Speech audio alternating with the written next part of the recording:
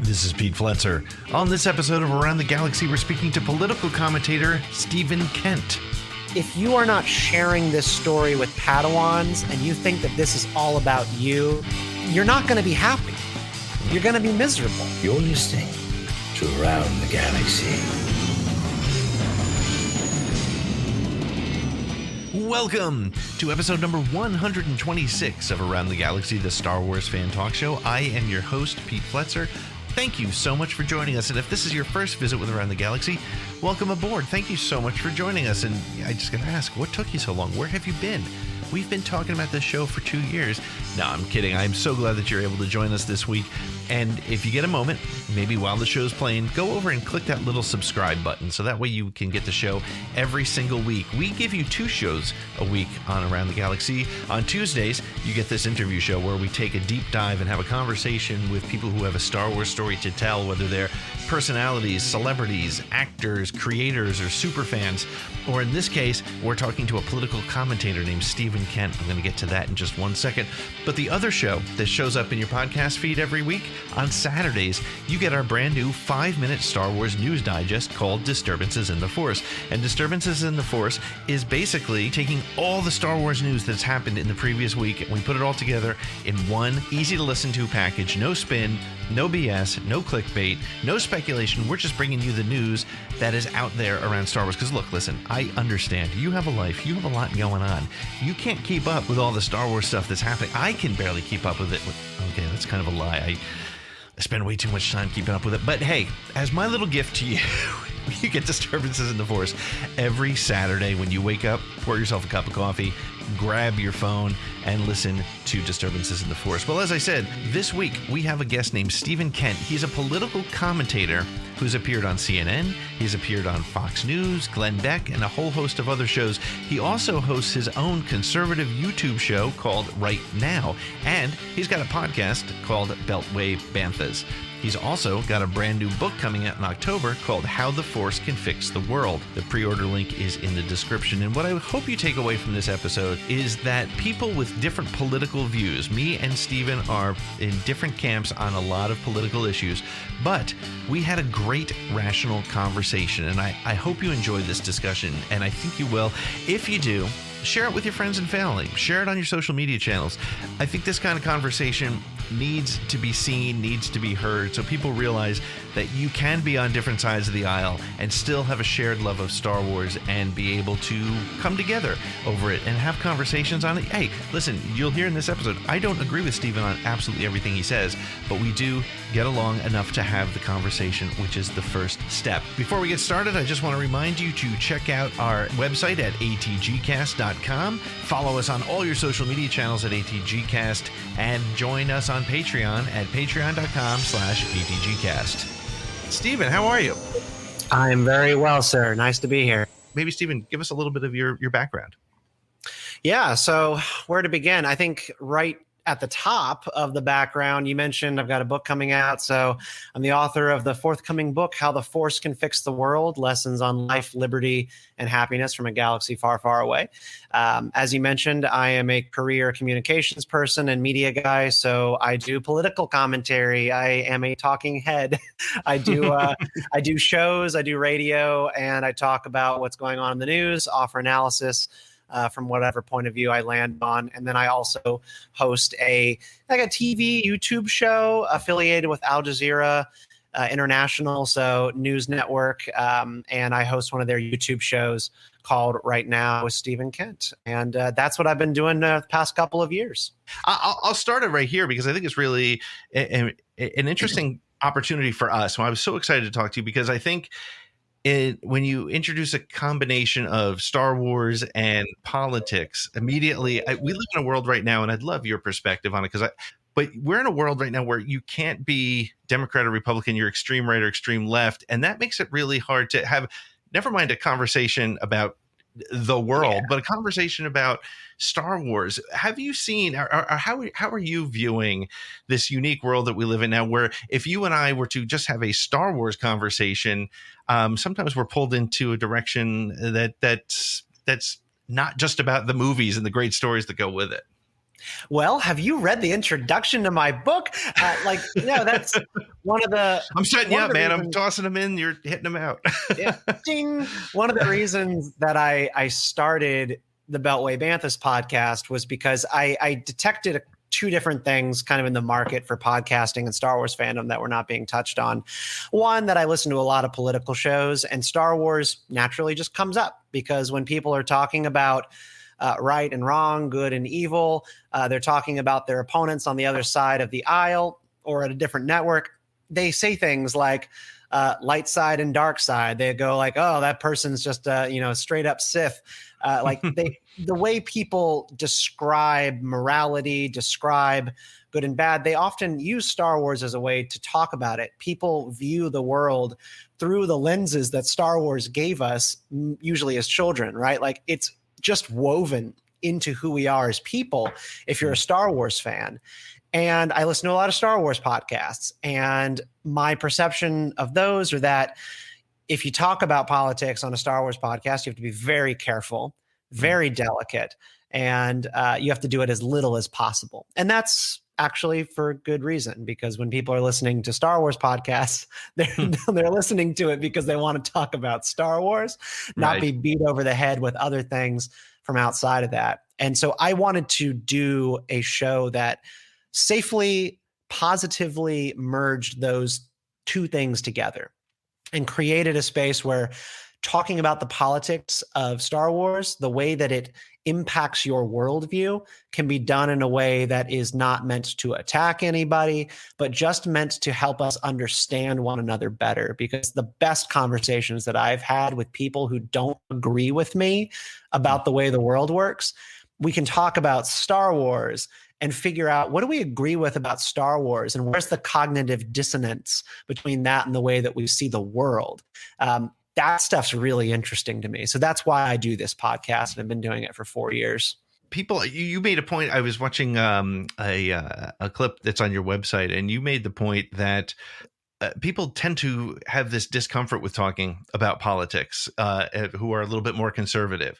And I may be misquoting it, but whereas it seems like people who are a little bit more on the liberal side, and it's so funny because I'm even catching myself now as we're having the conversation, as you just said, it's difficult to put the label on without suddenly flying to an extreme and having to take a point of view.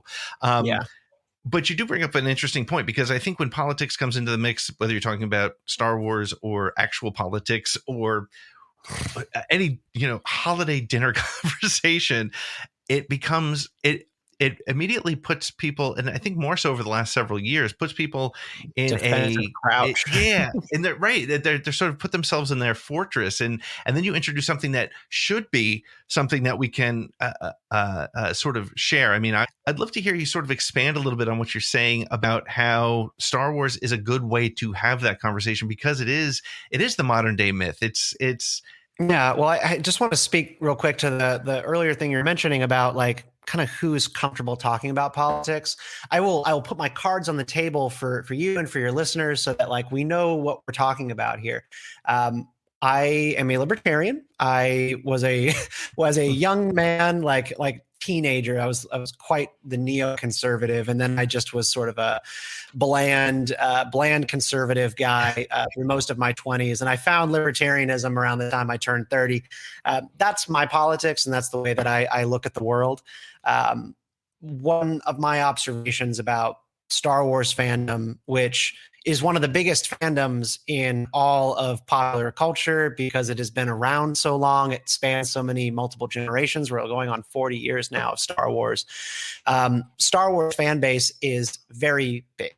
And it goes without saying that because we are a center-right country, by and large, that polling consistently holds up. That even among like the Republican-Democrat split, conservatives kind of take the majority of the pie in this country.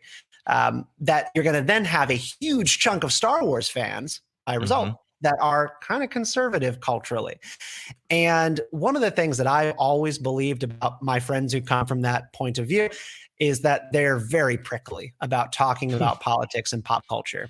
They don't like the idea of anything that they enjoy in the commons, in the public sphere, popular culture as being political, because there is I think a sensibility in that world that it's all made by people who disagree with you. Therefore, it is being made to attack you.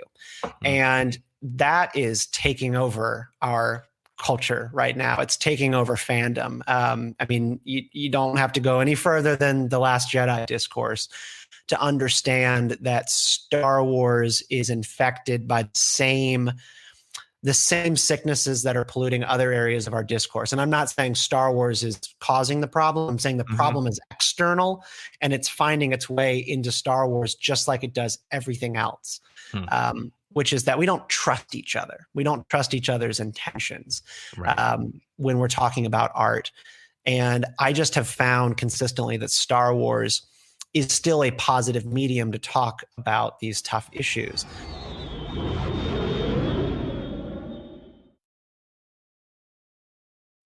Hey everybody, this is Jermaine Lucia from IO9, and you're listening to Around the Galaxy. The interesting point you're making, that people feel like something is being put into, or they're receiving a message from quote unquote the other side in something they're comfortable with. Is that did I hear you right in putting it that way? Yeah, I mean, absolutely. I think Star Wars is in this space in our hearts and in our minds where it comes from a time in our life before we thought about things like the way the world works, before we thought about things like power and being powerless. We understand Star Wars on a very emotional and childlike level. But it's one of those things where it's like, as soon as you say like, oh, well, Star Wars is kind of political, you'll have some fans that go, no, stop politicizing Star Wars. And they'll immediately go, well, George Lucas made the movie about Vietnam. And, he was inspired by the stories of that time and the Nixon era.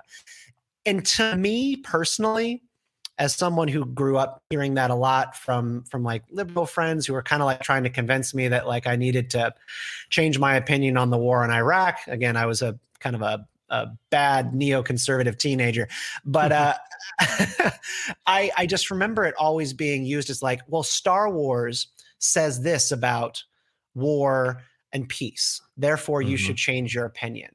And I always would look at it and go, like, George Lucas gave a bunch of interviews, just like J.K. Rowling gives interviews about Harry Potter, and just sort of like adds more to it, is always adding more to like what was in the text.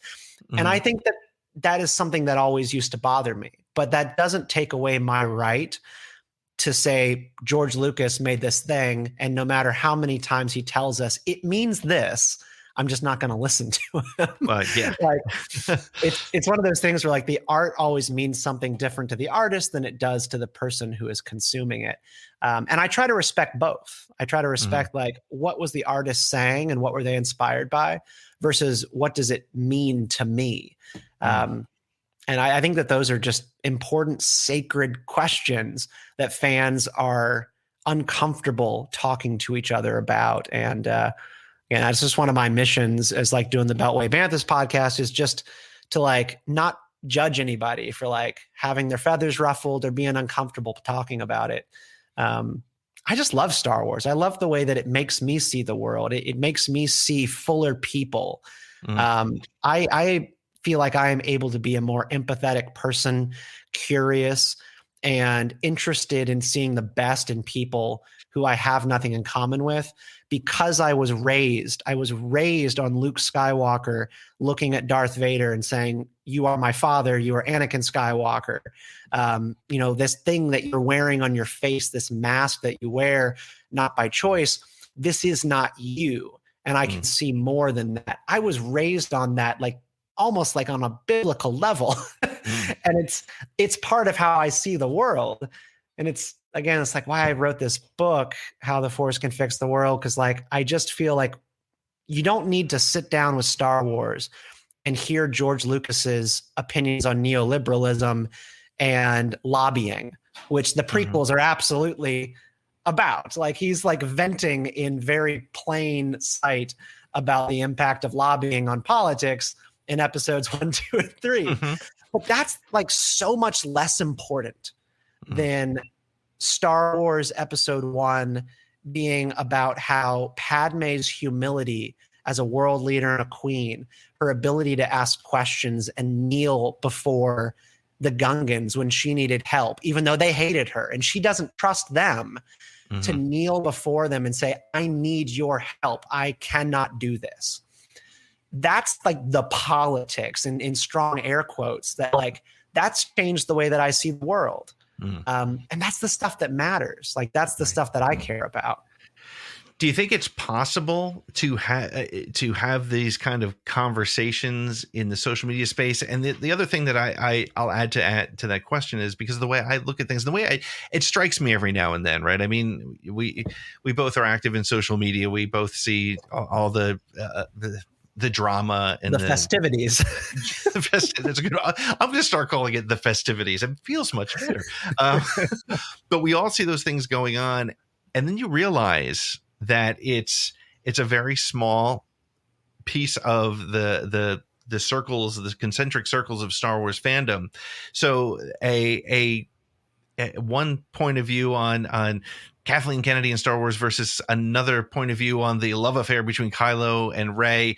It seems super important in that little tweet stream, but at the end of the day, are those conversations having bigger impacts on fandom and or politics broadly?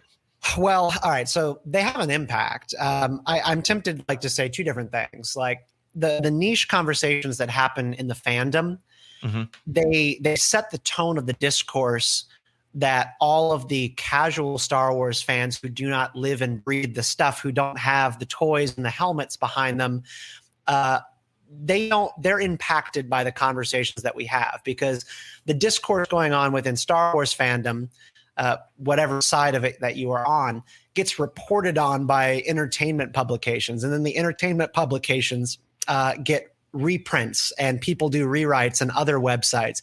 Entertainment Weekly does a story about how fans are trolling this actress from Star Wars on Instagram, and then 3 other places republish the story.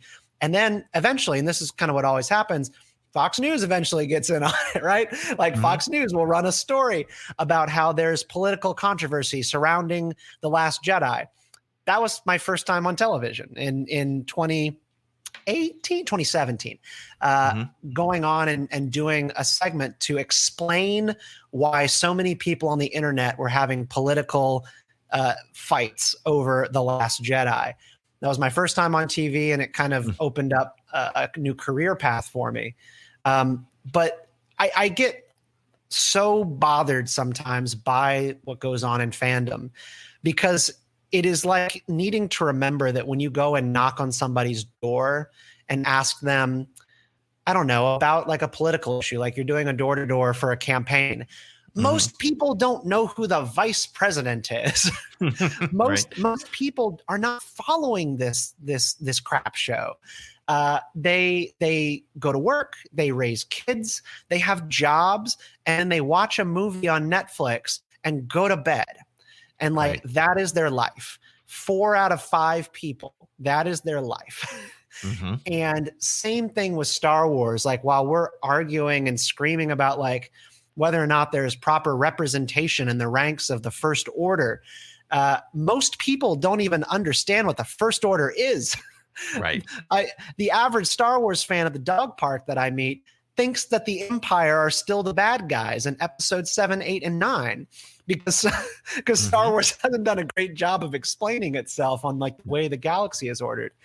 Right. So, it's one of those things where like it's so niche what goes on in fandom, but it ripples outward. The more that our toxicity sort of creates news, it repels people. It makes people go like, well, I don't want to be part of that. Right. And I think it hurts us. Yeah. And I think I'm glad to hear you say it that way, because there are times where I question myself as to why I get involved in conversations that are driven by the fandom menace type of thinking. And also, in complete fairness, there's other extremes, but that's an extreme that has gotten a lot of noise, a lot of festivities associated with it.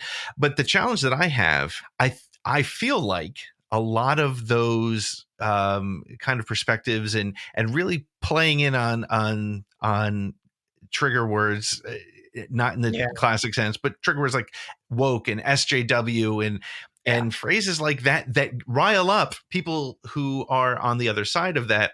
To me, it's two things. It's creating a political swirl and driving a message, but at the same time, it's making a lot of those people a lot of money by driving clickbait. And that to me that's where I have the biggest problem with it. And I like your point of view about it's important because it does drive the discourse. My father called me one day. He said, "Hey, have you read this in Forbes magazine that they're redoing the sequel trilogy? And it's credited to a guy named Doomcock in a paper mache mask." So you are 100% right. It does have that additional swirl. But what about the toxicity for money making perspective? Do you have a point of view on that? Oh yeah. I mean, I have opinions about it. The conservative and liberal ecosystems are different sides of the same coin. It is trying to get people to be as whipped up as possible about those people. Both ecosystems fuel off of the same thing. And I spend more of my time, because I am a normal person and I sometimes lose control of my emotions, being frustrated by the establishment entertainment journalism industry, where they drive article after article after article about like right-wing fans, right? Like fanboys and stuff like that, saying mean things or being racist online, right? Like being nasty to people online about Star Wars and politics and harassing people. And these articles are always driven by like embedding two examples of a mean tweet. And then it gets republished. And then someone does the rewrite for it. And then before you know it, you've got this controversy because an anonymous person with an avatar for their photo on Twitter and a ridiculous name that is not, you don't even know if it's a real person, insulted somebody in the Star Wars fandom. And then it gets an article written about it because that person has a blog. And if that person has a blog and someone called them a nasty name, then their friends write blogs about it to defend them. And then you've just got this entire perception that there was like a massive problem when it was just like a couple of people, just a couple of people that you needed to block and you should block. I remember I went on Glenn Beck's radio show to talk about The Last Jedi and Russian trolls, because Russian troll farms did get involved in the discourse around The Last Jedi, just like they get involved in Pizzagate and Hillary Clinton stuff, and they get involved in the Black Panther discourse whenever that starts up. Like the job of people who mess with Americans and try to get them to rip each other's heads off is to put their thumb on little pressure points of things that are sacred. And nothing is more sacred than Star Wars. There were study after study done that was able to show that inauthentic accounts drive a ton of engagement on social media. And they do it in Star Wars just like they do everywhere else. Am I saying that all of it is done by bots in the middle of nowhere? No. There are some real people who do it. But we spend the majority of our time being upset about inauthentic, bad faith actors. And I just don't think we should. I don't think that articles should be written about mean people on Twitter unless you can verify who they are. Right. I think that should be like a rule. You do have the Geeks and Gamers and the Doomcocks and the yes. I left out my criticism of them. And this is my challenge because I've had people direct message me who are basically taking these talking points straight from Geeks and Gamers or these other places, and they're driving this message. And it's causing that discourse. So is there a responsibility? So to your point about you should have to identify if these people are real. You don't need to name names, right? I mean, that's journalism. You don't always have to name names, but you have to identify that your source is real. But is there something that should be taken into account for some of these YouTube channels that profit from this sort of negativity? Well, I'm not sure that there's much to be done about YouTubers. I think I hold a little bit of a different standard for like when Vanity Fair or the EW is going to do a write up on a story versus what Doomcock is going to rant about on Twitter. I'm sorry, on YouTube with a mask on, using just like bizarre video clips that he pieces together in front of a green screen. Right. Like, I don't think that there is anything to be done about anger culture when it comes to content creation. When it sort of veers off into entertainment journalism, I'm a little bit more, I don't know, I see like an actual ethical issue for an industry to deal with. My big frustration with the more like right-wing clickbait establishment for entertainment news is it's built on hating entertainment. Like all of these more reactionary conservative entertainment sites are founded on being angry about the thing that you say you love all the time. There's just, and I get like the negative polarization thing where it's like, they're angry in defense of it because they love it so much. But it is just incredibly negative. And it is not a secret to anybody in the industry for media, whether it is print or it is video, that focusing on negative engagement and what you are against rather than what you are for is a major driver of traffic, and people have monetized it. I think the only thing, I'm a pretty rabid capitalist, the only thing that has ever made me doubt the idea of like capitalism and free market motives is what we're talking about here. Yeah. The idea that like the thing that is profitable is division. The thing that is profitable is us hating each other. And that for me, I'm like, there is no market solution because people like to have enemies. That's what people enjoy. Right. All of human history, we like to have enemies and others to point our fingers at. And I just keep looking at like cable news and then YouTube and then what I've talked about with entertainment mags. And I go, it's the market at work. And I hate it. Yeah. I worry about the people that it puts at risk. And I also think the other thing that's so interesting, and my first engagement with being attacked by trolls for a comment I made randomly 2 years ago, it put me in a really weird mental state for that day. And perhaps it happened to you the first time you were criticized openly and attacked. Luckily, I'm not calling myself a Superman, but I'm fortunately, I have a good emotional state to start in. But you can imagine, and the challenge is because it's people on both extremes who are more fragile and more impacted by these sort of things. And I worry about the potential impact it could have on people like that. And just, I mean, I could see where it could devastate somebody to have to go through that. We're not wired for what you're describing. Right. I mean, and I don't want to like go too far off of Star Wars into like just like meta commentaries on human and evolution, but we are not designed for this moment in our history where we are available to people at all times of the day. We are on blast all the time. If somebody wants to reach us, whether it is our mom, our brother, our ex, or people on the internet who we've never met in our life, people can find us and get to us almost all the time. I mean, of course you can unplug, you can go offline, and that is a method for you, but you just can't turn off the constant anxiety today. Right. And it's all just brand new. And we get so upset at each other for the things that go on the internet. And I think forget to take a moment and go, none of us know how to do this. We were not raised to do this. Humankind has not done this for thousands of years. We used to have space to think, and now we just don't. Yeah. And so I just remember to be patient with people and just be patient, put my best foot forward, and realize and remember that like we're all trying to communicate on a platform that makes no intuitive sense to anybody. There are people who have gotten good at it and adapted, but I really believe we all are yearning for something different than the way we're communicating to one another, which is why we love podcasts. Right. Because this feels natural.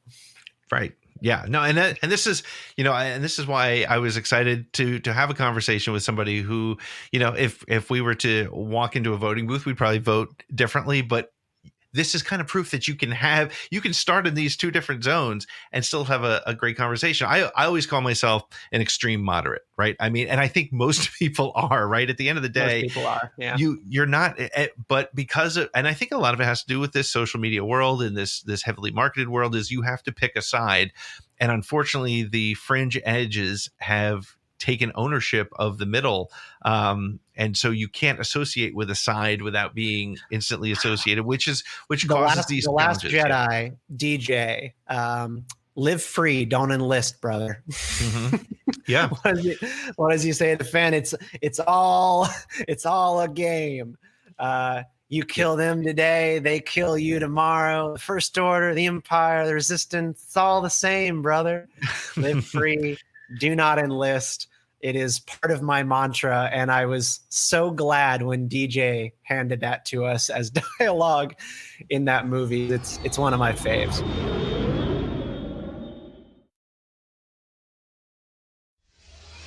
This is Peter Townley, and you're listening to Around the Galaxy. Let's talk about your Star Wars experience and your Star Wars growing up, because I mean, look, we're not going to fix it today as much as we'd love to make it. Well, the book comes out in October, and that's when you're going to fix it.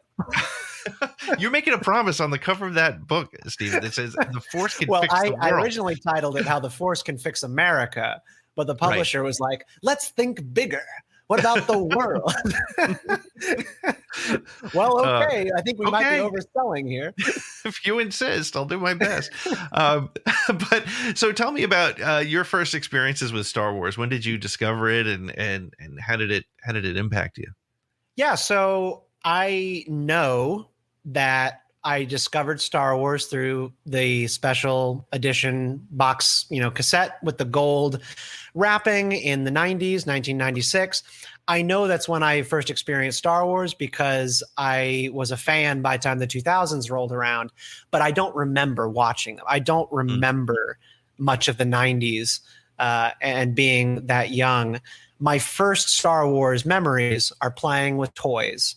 I had my Luke Skywalker Return of the Jedi toy in all black with the cloak, and I had the spy from episode 4 who follows Han Solo and Luke into the port and rats them out to the Empire, with the long snout. Garandin or Garandan? Yeah. Oh, that's a great impression. That's I had those two toys, and also a Luke Skywalker with red, maroon armor. I think this is like an extended universe sort of deal, or expanded universe sort of deal. I think that was part of the Shadows of the Empire set. Yes, Shadows of the Empire Luke. These were my favorites. I adored these 3 toys, and I have rich memories of playing with them on the dirt hill outside of my childhood home with my younger brother, playing King of the Hill, knocking toys down to the bottom of the hill, and whoever's toy got knocked down, you had to go get it. And that for me is like where Star Wars starts, is playing with my brother and bonding over these toys and these characters and making stories for them. So that's for me the foundation. And then I was radicalized by the prequels, and I actually have specific movie-going memories of those movies, but not the originals. So would you consider yourself a prequel kid as a result, or? I sure am. Yeah. I was born in 1989. And so my first Star Wars movie in theaters was The Phantom Menace. And I can't say that I remember going. I just don't have a very good memory. For me, the formative Star Wars memory, when Star Wars became mine and it became like a huge part of my identity, was at age 15. Seeing Revenge of the Sith, episode 3, in theaters without parents, with my best friend, my brother, and 2 other kids from school. We left school early that day to get in line, because this was the day where you still had midnight showings. And if you wanted to get a good seat, you needed to be there at 6 p.m. So we left school early. We went home. We got our handmade Jedi robes that we had been building for the past year, which I will send you some pictures. They are gorgeous. And we left school early and went to the theater, and we got a spot on the sidewalk, and we stayed there until midnight again. And I miss midnight showings. I wish they would go back to having them actually be a thing, because I made friends on that sidewalk. Like that night, waiting for that movie, I made friends with strangers. I did lightsaber training with like some other guy on the sidewalk who was like a really great swordsman, and he taught us all moves. And I just remember being enriched by that anticipation so much, molded and defined by it. So episode 3, that for me is like the canonical moment where I became a deep Star Wars fan, and it became part of who I am today. Did you continue to follow the what has become the Legends stories? Did you read the books, or did you sort of video games?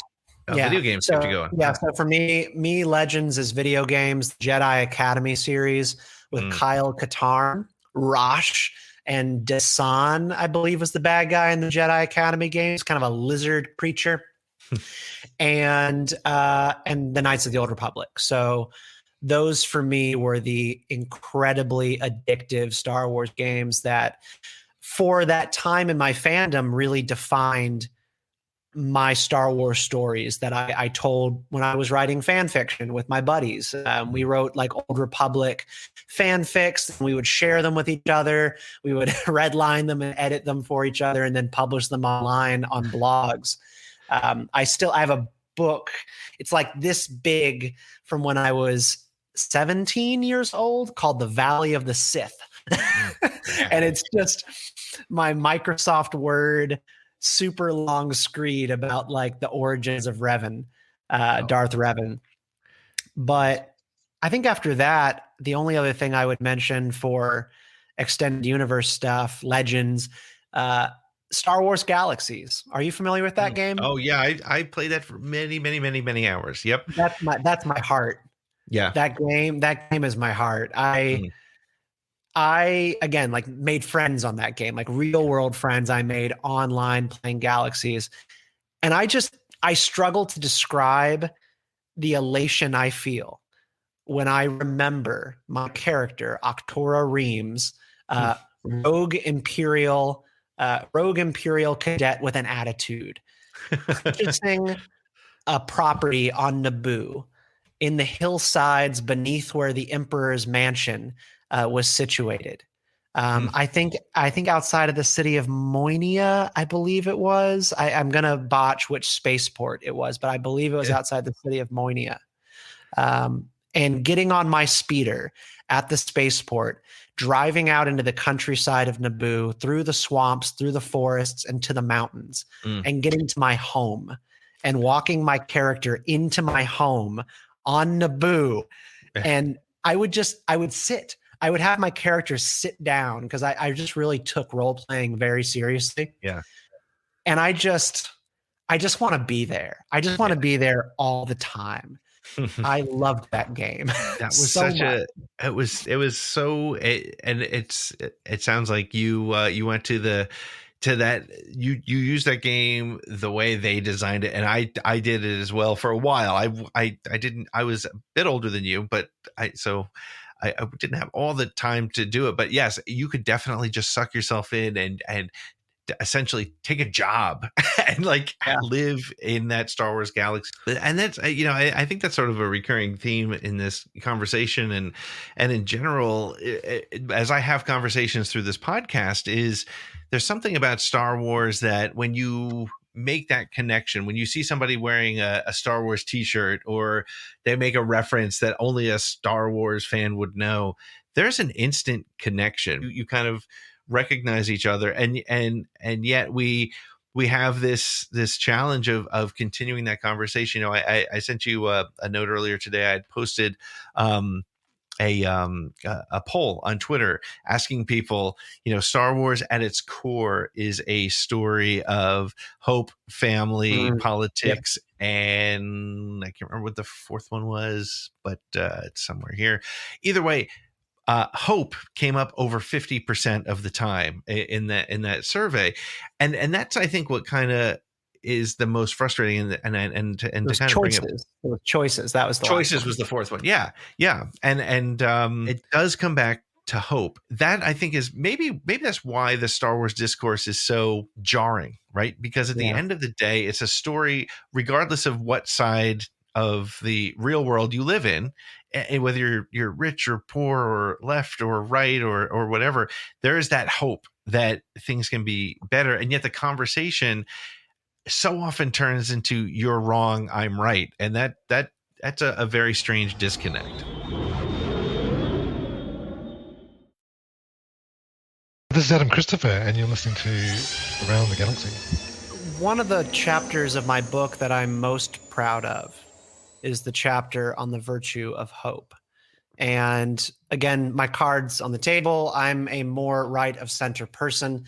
Hope is not a dirty word, but for some reason, I think we tend to treat it like it is because it was Obama's thing for 4 years on running for president.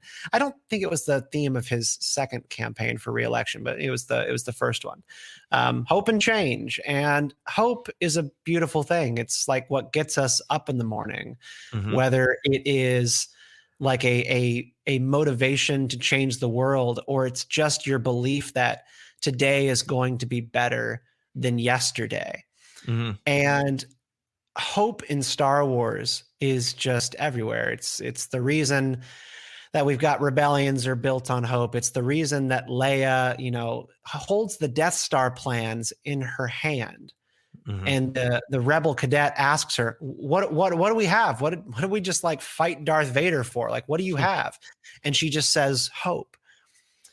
And it's so beautiful to me because hope is this double-ended dagger, right? Like it can cut you, because the Death Star plans were a death sentence. To have those Death Star plans put a mark on Leia and the rebellion for death. It was the most dangerous thing that they had ever done, but it was the closest they had ever come to seeing a future in which they could be free from fear, free from tyranny, free to live their lives as they see fit without being blown apart by the Empire. It was their first chance in a long time of seeing that future. And I just see a world where we have so little hope. And again, going back to the polarization of our political discourse, two things happened this year, and I talk about them both in my chapter on hope. Cities across America burned in summer of 2020 for a combination of what I would call pent-up anger about the pandemic and just people being restless, also mixed with racial justice protests and a lot of anger over policing and justice in this country.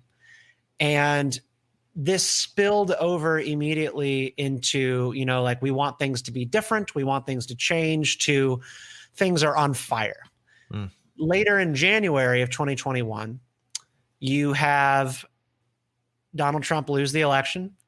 You have his supporters very upset. They think that the country is now going to be handed over to socialists and become a banana republic because that is what the people who they follow have told them is going to happen. And Donald Trump pushes his supporters into believing that there's actually a way to fix this election, like that it's not over. That all that we need to do is pressure the right people and the electoral ballots will not be counted. Let's march on the Capitol and put pressure on them so that, they will honor the will of the people, knowing that this is not going to happen. And what do you think happens? It boils over into a riot. It boils over. And I say a riot because I think insurrection is, even though I've called it that, I think it's a too motivated of a word to describe what that was. An insurrection is like a very motivated thing. And all I saw was despair. Like the world is ending. If we don't do this now, it's over. Right. And that's sad. Like that makes me hurt for people that like they would think that like that things are that awful that they have to go commit a federal crime. Federal crime for a guy who lost an election fair and square. Like the indictments and the felony charges are just starting this week to start getting rolled out against these people, and they deserve it. But that doesn't mean I don't feel bad for them. These are people with like a lot of them like have nothing. A lot of them are people with nothing, and they did it for a guy who has everything, right? And he doesn't care, and that just makes me sad. And I write about this in the book in the context of Mon Mothma and Saw Gerrera and the choice of who you're going to fight for when it comes to taking down evil, standing up against tyranny. There's a choice that we all have between choosing politics based in hope, reform, gradual change, making things better, or there's the politics of vengeance, burning things down, and everybody's bad. So we need to just make sure that, you know, everybody is taken out. And like Saw Gerrera to me is the embodiment of that kind of politics. Unbridled, unfocused anger, resentment, rage, and not a willingness to build anything. You would not want Saw Gerrera handling any of the post-war trials and reconciliation events between the Empire and the rest of the galaxy. It would be firing squads. He's not a guy who can build things. Mon Mothma is. Right. And so I write about those two events, and then I put it against what Saw Gerrera stands for and what Mon Mothma stands for, and make my case for a politics based in hope, whether or not you're liberal, conservative, libertarian, socialist, whatever. Let me shift it to the sequels a little bit, because I think that's where the political, any political input on the conversation about Star Wars really ramped up during The Last Jedi. And what it did was it created this you either love the sequels or you didn't. And then of course so my own personal opinion on the sequels, I'll tell you where I sit, and this is how I know I'm an extreme moderate, because I love The Force Awakens. I thought The Force Awakens was just a fun return to Star Wars, really well done from that perspective. The Last Jedi I think is an excellent story. It's one of my favorite Star Wars stories, but it's not a movie that I watch a lot because it's an exhausting movie, and it is what it is. So far, we're the same. Yeah. Rise of Skywalker I was more disappointed walking out of that than I was of walking out of The Phantom Menace the first time. Now I've come around. I'm a big Phantom Menace and prequels fan, but Rise of Skywalker still sort of left me unfulfilled. And yet now you have people all over the place on this. Yeah, we have the same view of the sequel trilogy, movie for movie. My opinions on each one of those are basically the same. So I won't spend too much time kind of unloading my negativity on The Rise of Skywalker or what exhausted me about The Last Jedi.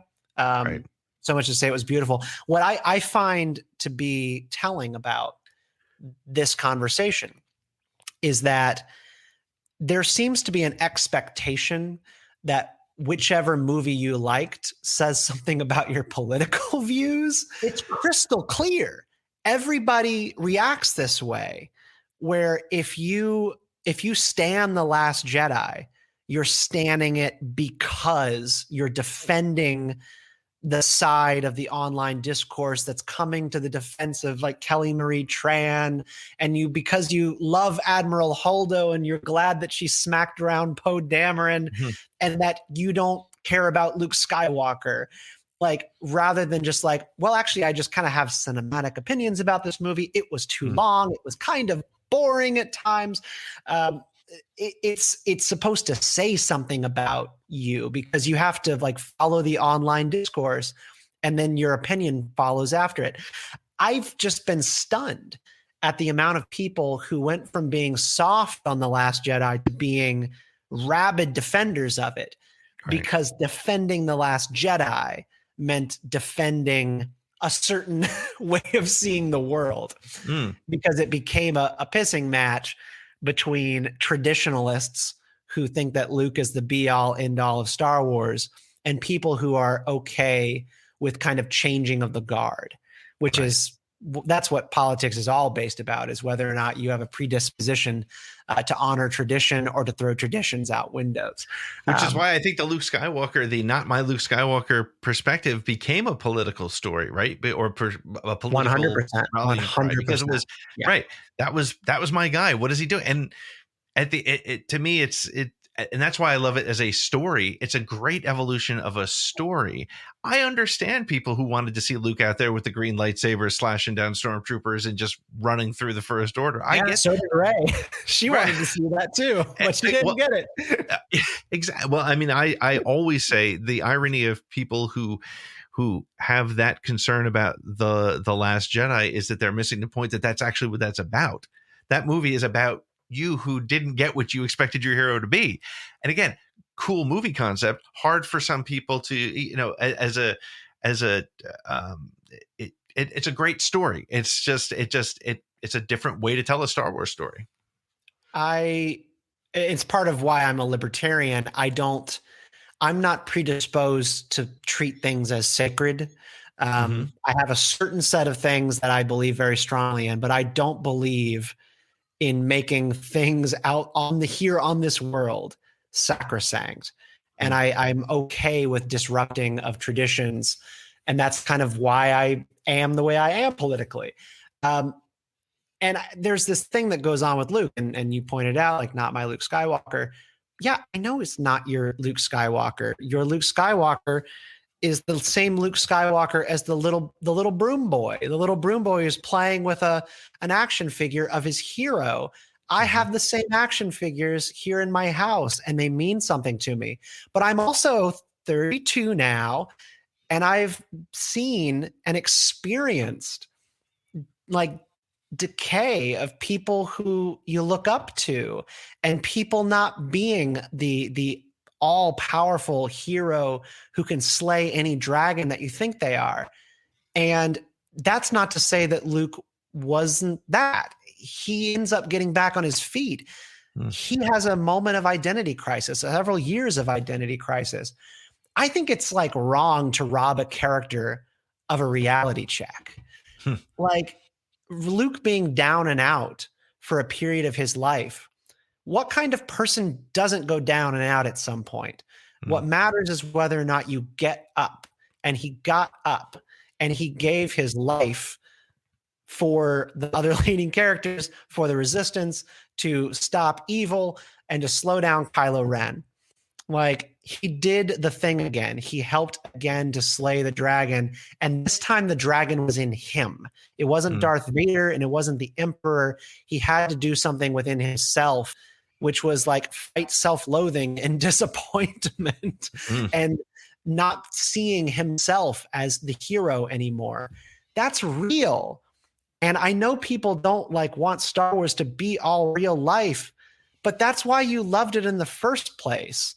Because Darth Vader could be anything that you were afraid of. It could be any boogeyman that you had. It could be the bully at school, or it could have been your dad. Or George Lucas, Darth Vader was like his dad. Star Wars is always connected to things in our lives that are real. And I just don't get I don't get why, like, the Last Jedi thing and Luke Skywalker being down and out and then getting back on his feet offends people. But I think it's like part of a mishmash of things. It's that plus other things that are going on in the movie. Yeah, and I think that's, there was a couple of weeks ago I had Peter Townley on the show, and he was the original host of the Star Wars show, the YouTube show. And he made a comment that, it's a common political ploy to say things were better where they used to be. And, things, let's get back to the good old days when Luke was swinging the green lightsaber and kicking Boba Fett into a Sarlacc pit. Actually, it was Han. I know. Don't at me, bro. But, and I think that's part of where the connection to a political stance comes. And I this is where, I mean, I've had, as I was mentioning before, I've had DM conversations with some pretty extreme different point of views than mine, and I just have to remind them, and maybe you can respond to this perspective that I try to bring to people. It doesn't work, by the way, but I try to bring this perspective that it's a movie, it's a film, it's a story we love, that is for sure. But if it doesn't go, as Luke said in The Last Jedi, this isn't going to go the way you expect. And if it doesn't, it's not a condemnation of you, or even your original story that you loved. It's an evolution of that story. And sometimes stories go in directions that you don't like, or that you don't expect, or that you don't want them to go. But that's also a little bit like life, right? We all had our plan for where we would be. And some of us are there, and some of us are on our way there, or in some place completely different. And so there's that lack of comfort, perhaps. I think people are incredibly untethered from purpose and meaning in their lives in the year of our Lord 2021. I think we see it in suicide rates. We see it in drug addiction and drug abuse. We see it in rising depression and forms of anxiety among young people. People are feeling at this point in time anchorless and rudderless. And it is nothing if not natural for them to cling on to things from their life that gave them something that felt solid as rock. And Star Wars is solid as rock.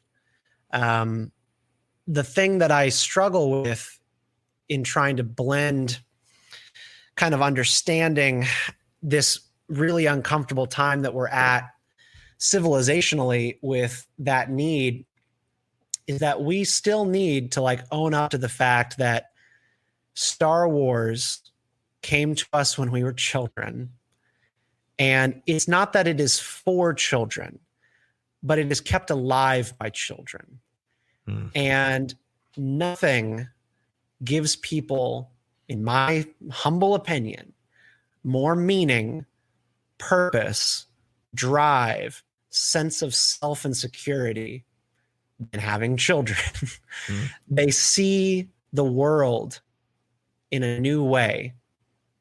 New parents, when people look into the eyes of their kid, there's something changes. My daughter's 10. It's revelatory, and it's the same people. And I'm going to try to connect the dots here. It's the same people in my life, social conservatives in particular, like there's like this wave of like traditional conservatives who are like getting into Catholicism for the first time in their life. Radical on Twitter about Catholic doctrine and screaming at the top of their lungs about returning to the good old days.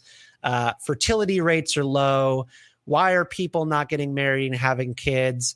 We need to get rid of like apartment dwellings in cities and prioritize just the building of single family homes because nobody's having families. None of these people have children.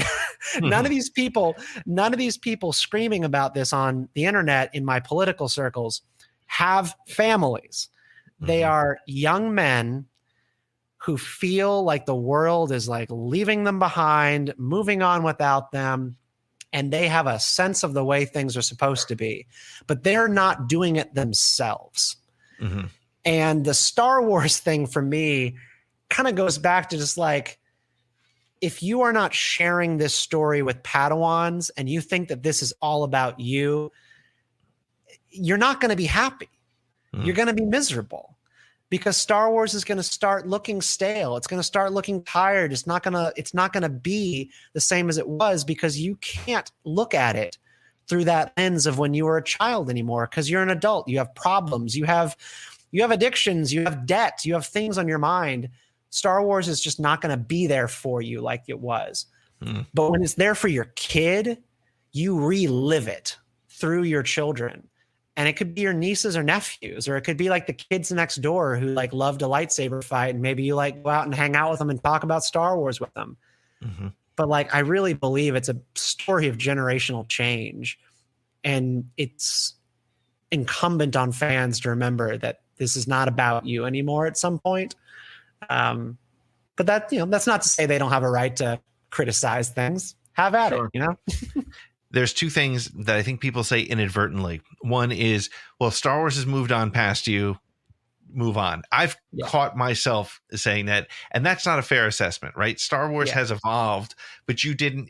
But to your point, it was a different. The story has they've lost sight of perhaps where the story. It's a divisive way to say it to somebody, like it's not about you. Like, move on. You don't want to do that. You just gotta be like, remember Yoda, like, share what you have learned, pass on what you have learned. Right.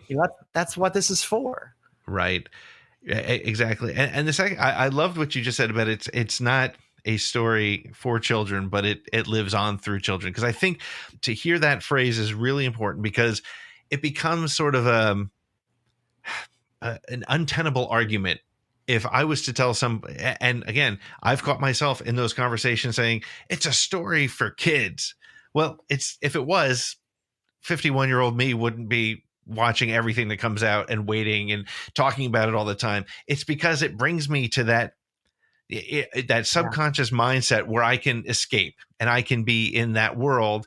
And then I can enjoy it with a 32-year-old and a 70-year-old and my 8-year-old son. And we can all have, I mean, think about that. Star Wars is the only thing. It's one of the most powerful things that 4 people from 4 different generations with 4 different political views, if we leave those things at the door, we can have so much fun together. And I think that's what it's really all about. If you love Star Wars, you listen to it. If you love Star Wars and it means something to you, there are ways in which it's quotes and it's rhythms, like they are in you all the time. When your kid is, I don't know, like learning how to catch a ball or something, and they're starting to get discouraged, and they're like, well, I'm going to try, Dad. And then my daughter will do this, like, I'm going to try my best. And I would just be like, do or do not. There is no try. Like, you can do it. You're like pushing the kid through this quote. You believe that, like, if you commit, if you say, I'm going to do this thing, you're going to have a better chance. I live Star Wars. Its quotes and its ideas are part of the way that I see the world. And so, like, that's why I wrote this book, How the Force Can Fix the World, because Star Wars doesn't have to be talked about as a political text. Star Wars is kind of a religion to some people. And I live it. I try to live it. I think Star Wars is right about the world. And so I just took that, tried to make it into a book and say, like, hey, here's the list of suggestions. If you want to live more Star Wars, here's how to do it. That's great. And that comes out in October, and it's available. Is it available for pre-order now? It is, right? Yeah, it sure is. Yeah, it's available for pre-order. You can find it on Amazon, Barnes & Noble's, IndieBound, and anywhere else you pre-order books. Comes out October 26th, right before Halloween. Should be fun. Excellent. Well, I will also make sure that there's a link to it in the notes below. Stephen, this has been a really great conversation. I've really enjoyed coming into a conversation knowing that while I would say we're probably closer aligned on many things than many people would like to. I think that's the problem, is people have difficulty sort of admitting where the Venn diagram actually is, and that because we're not programmed that way anymore. But yeah. Stephen, this has been a really fun conversation, and I appreciate it. Where can people find you online?